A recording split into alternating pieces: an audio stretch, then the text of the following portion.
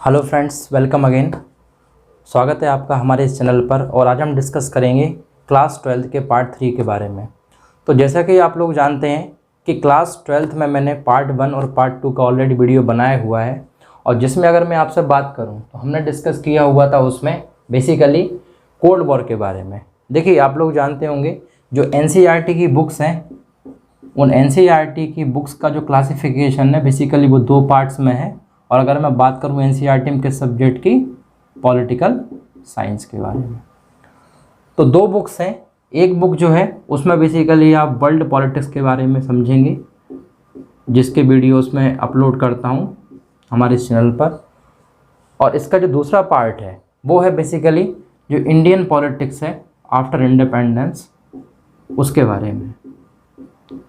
तो फिलहाल में हम ऐसी वीडियो सीरीज़ पर काम कर रहे हैं जिसमें बेसिकली आप वर्ल्ड पॉलिटिक्स के बारे में जान सकें। और उसी श्रृंखला में, उसी क्रम में हमने डिस्कस किया हुआ था हमारे प्रीवियस वीडियो में, क्या व्हाट इज़ कोल्ड वॉर, कि कोल्ड वॉर क्या है। ये पार्ट फर्स्ट में आपके लिए मिलेगा कोल्ड वॉर के बारे में। पार्ट फर्स्ट में आप प्लेलिस्ट में जाएंगे हमारे चैनल में तो आप देखेंगे वहाँ पर कि पूरा पार्ट 1 में आपके लिए बताया हुआ है कोल्ड वॉर बेसिकली क्या है। उसके बाद जो पार्ट 2 है उसमें आप देखेंगे the emergence of the 2 power blocks, कि किस तरह से 2 पावर ब्लॉक्स का, जैसा कि आप लोग जानते होंगे US और USSR का कोल्ड वॉर के टाइम पर एक इमरजेंस होता है, एक शुरुआत होती है और फाइनली एक झगड़ा, एक डिस्प्यूट, या हम बोल सकते हैं कैसा डिस्प्यूट, एक आइडियोलॉजिकल डिस्प्यूट जो है वो होने लगता है। तो आज की वीडियो हम डिस्कस क्या करेंगे, पार्ट 2 के बारे में फ्रेंड्स। पार्ट 2 के बाद हम करेंगे क्या, पार्ट 3 में। तो पार्ट 3 में बेसिकली हमको क्या समझना है। देखिए, मैंने पार्ट 2 जब बनाया था तो मैंने उसमें समझाया था 2 पावर ब्लॉक्स के बारे में। अगर आप लोग उस वीडियो को देखा होगा तो आप लोगों को ये समझ में भी आया होगा कि बेसिकली 2 तरह के ऑर्गेनाइजेशन बनाए गए थे उस समय, एक था सीटो, एक था सेंटो। तो एक झगड़ा चल रहा था US और USSR के बीच में। तो US ने ऐसे कई तरह के रीजनल ऑर्गेनाइजेशंस बनाए हुए थे एशिया में, जैसे कि जिसको हम सीटो बोल सकते हैं। एक सेंट्रल एशिया में रहा है तो उसको बोलते हैं कि हम सेंटो। अब उसके बाद क्या होता है वो थोड़ा सा हम समझते हैं इस वीडियो में। तो इसके बाद क्या होता है वो थोड़ा सा हम समझते हैं इस वीडियो में। तो इस वीडियो में बेसिकली अगर मैं बात करूँ तो ये बताया हुआ है कि देखिए, आप लोग जानते हैं कोल्ड वॉर। देखिए, अगर कॉफ़ी है तो फ़र्क नहीं पड़ता, हॉट हो कोल्ड हो, लेकिन अगर वॉर है तो बहुत फ़र्क पड़ता है। तो कोल्ड वॉर की बात यहाँ पर कर रहे हैं हम। तो बेसिकली एक झगड़ा था जो आइडियाज़ के बेसिस पर था, जो थॉट्स के बेसिस पर था US और USSR के बीच में। लेकिन अगर हम खास बात यहाँ पर समझें तो आपको ये ध्यान रखना है कि जो कोल्ड वॉर था बेसिकली, इस कोल्ड वॉर से जो दुनिया थी, जो वर्ल्ड था, वो क्या हो गया था, डिवाइडेड हो गया था, मतलब बढ़ गया था। मैंने आपको बताया हुआ है पार्ट 2 में, आप देखिएगा, उसका लिंक मैं डाल दूंगा डिस्क्रिप्शन बॉक्स में। तो पार्ट समझ सकते हो आपके बिल्कुल पार्ट में डिवाइड हो गया था, 2 पार्ट में डिवाइड हो गया था, या जिनको आप बोल सकते हो ऑफिशियल टर्म्स में 2 अलाइंसेस में डिवाइड हो गया था। क्लियर। तो अब ये 2 अलाइंसेस में डिवाइड हो गया था और आप लोगों को जैसे मैंने नाम बता दिए। तो बेसिकली प्रॉब्लम क्या हो रही थी दुनिया में उस समय। देखिए, आप लोग अगर जानते हैं कोल्ड वॉर के बारे में, तो जैसे ही, अगर मैं थोड़ा सा आपको इसकी हिस्ट्री में ले सकूं, तो जैसे ही वर्ल्ड वॉर सेकंड ख़त्म होता है 1945 में, वैसे ही कोल्ड वॉर लगभग शुरू होने की तैयारी हो जाती है, या कोल्ड वॉर शुरू हो जाता है, हम ऐसा बोल सकते हैं।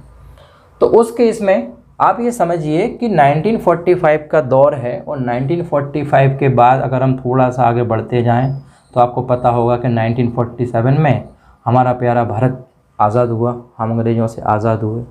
हम थोड़ा सा आगे और बढ़ें तो एशिया की और कंट्री, जैसे कि 1948 की बात करें, श्रीलंका।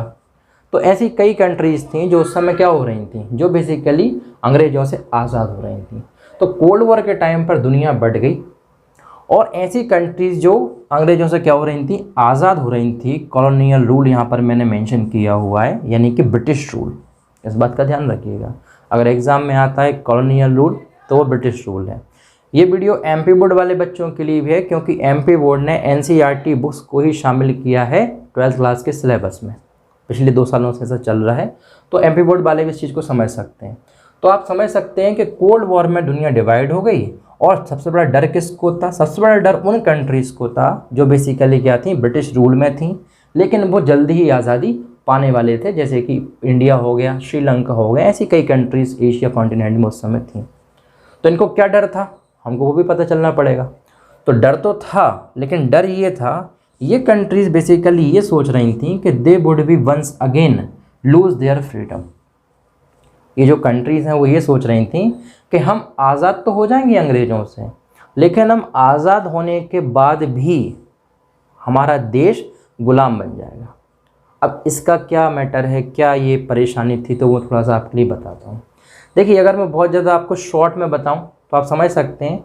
इन्होंने बोला कि ये अपनी फ्रीडम को लूज़ कर देंगे। कैसे? क्योंकि because of the ideological conflict.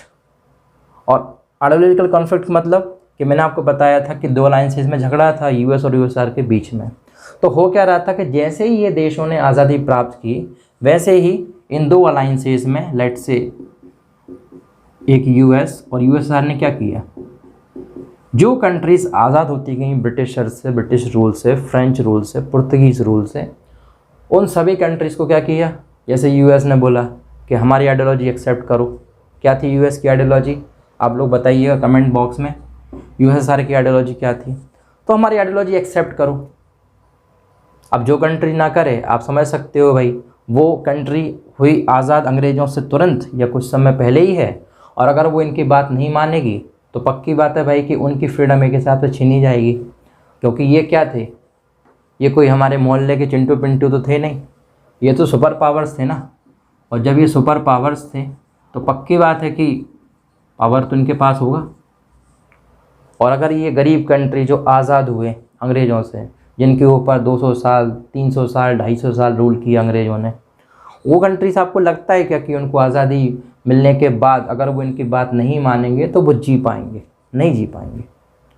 तो उस बेसिस पर हम देख सकते हैं कि सबसे बड़ी बात यहाँ पर यही है कि कई कंट्रीज़ आज़ाद होने के बाद भी ये सोच रही थी कि यार इस कोल्ड वॉर के कारण हम लोगों पर भी असर पड़ेगा। और ऐसा हुआ, ऐसा हुआ।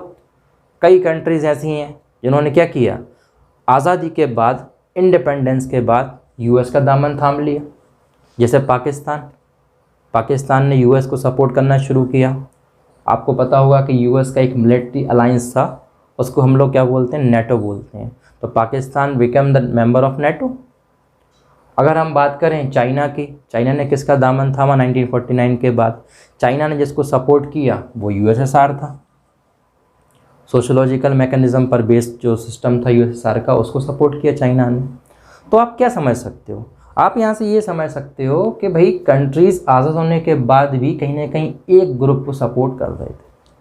हाँ, हमारा देश बहुत अच्छा रहा इस मामले में, क्योंकि हमने जो है बेसिकली एक ऐसे कंसेप्ट को अपनाया जिसके बारे में प्रीवियस वीडियो में तो नहीं है, लेकिन अपकमिंग वीडियोस जो रहेंगी उन अपकमिंग वीडियोस में आपके लिए बताया जाएगा। तो ये बताया हुआ है कि हमने एक कंसेप्ट को अपनाया था। और अगर मैं थोड़ा सा आपको उसको बिल्कुल शॉर्ट में बताऊं यहाँ पर, तो उस कंसेप्ट का या उस एक सिस्टम का नाम है that was name non line movement. जी हाँ दोस्तों, तो ये बहुत अच्छा सिस्टम रहा था उस समय। इससे हम कहीं ना कहीं यूएस और यूएसएसआर दोनों से बच गए थे। हमारा भारत ने कई देशों के साथ मिलकर एज अ थर्ड वर्ल्ड काम किया और बहुत अच्छे से हमने वर्ल्ड पॉलिटिक्स में चीज़ों को मैनेज किया। तो ये बहुत अच्छा रहा नेम का बनना।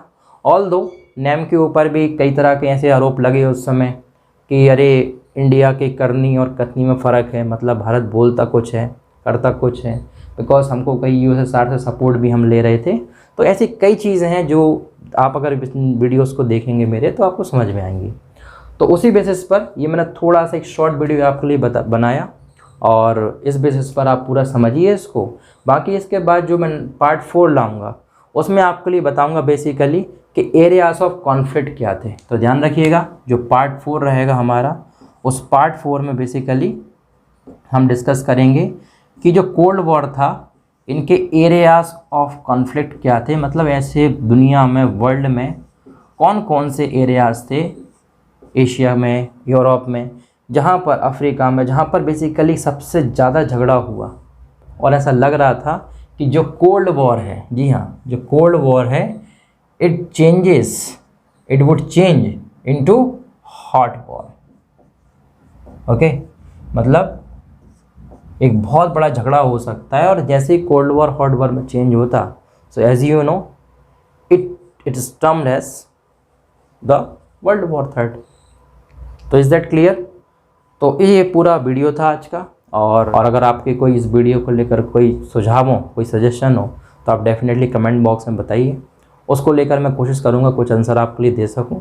ये सीरीज़ बेसिकली एमपी बोर्ड वाले बच्चों के लिए है, क्योंकि एमपी बोर्ड वाले बच्चे इस समय बहुत सफ़र कर रहे हैं। बिकॉज मैं भी एमपी बोर्ड के बच्चों को पढ़ाता हूँ, इसलिए मैं उस चीज़ को समझ सकता हूँ। तो मिलते हैं हम नेक्स्ट वीडियो में, तब तक के लिए खुश रहिए, ध्यान रखिए।